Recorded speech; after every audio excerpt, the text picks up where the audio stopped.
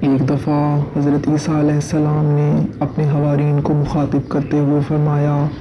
میری خواہش و حاجت ہے، اگر تم لوگ میری اس خواہش کو پورا کرنے کا وعدہ کرو تو میں اسے بیان کروں۔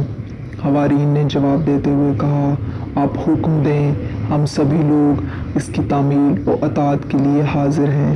حضرت عیسیٰ اپنی جگہ سے اٹھے اور حوارین میں سے ہر ایک کے پیر دھونے شروع کر دیے۔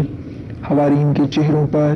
بے چینی اور ناراحتی کے آثار نمایاں ہو گئے، مگر چونکہ حضرت عیسیٰ کی خواہش کو پورا کرنے کا وعدہ کر چکے تھے، لہٰذا خاموشی کے علاوہ ان کے پاس اور کوئی چارہ کار نہ تھا۔ بہرحال حضرت عیسیٰ اپنے حوارین کے پیر دھوتے رہے، اور جب انہیں اس کام سے فرصت ملی تو حوارین ان سے کہنے لگے، آپ ہم لوگوں کے معلم ہیں، مناسب تو یہ تھا کہ ہم لوگ آپ کے پیر دھوتے، مگر آپ نے ہم لوگوں کے پیر دھو کر ہمیں شرمندہ کر دیا۔ حضرت عیسیٰ نے جواب دیا، میں نے یہ کام تم لوگوں کو سمجھانے کے لیے انجام دیا ہے کہ سب سے زیادہ لائق اور عالم وہ ہے جو خدمت خلق کی ذمہ داریاں سنبھال لے۔ میں نے یہ کام تواضع اور انکساری کا نمونہ پیش کرنے کے لیے انجام دیا ہے، تاکہ تم لوگ تواضع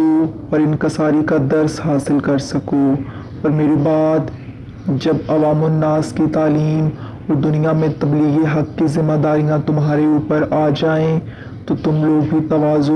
اور انکساری کے ساتھ خدمت خلق کی روش اختیار کر سکو۔ عقل و حکمت خاکساری اور تواضع کی زمین پر پروان چڑھا کرتی ہے، اس کے برعکس تکبر اور غرور کے ماحول میں عقل و حکمت کا پھلنا پھولنا قطعی ناممکن ہے۔ بس اس کی مثال یہ سمجھ لو کہ گھاس نرم زمین میں اگا کرتی ہے، سخت زمین اور خشک پہاڑوں پر گھاس کا نکلنا بمشکل ہی ممکن ہوا کرتا ہے۔